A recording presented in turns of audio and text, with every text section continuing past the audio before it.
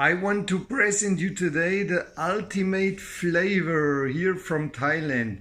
This is the Kaffir Lime or lime leaves. So you use it for everything, for Thai curry, to give flavor to your tea. Look, this typical shape of these leaves. So you pick the leaf, and so you destroy it a little bit, yeah, and then you put it here for your tea together with green tea.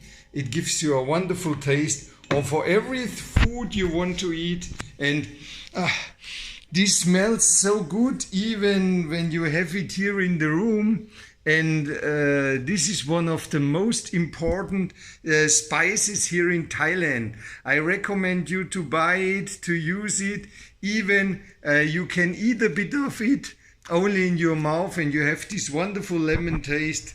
And yeah, this is one of the best things I know, and I only found it until now in Thailand.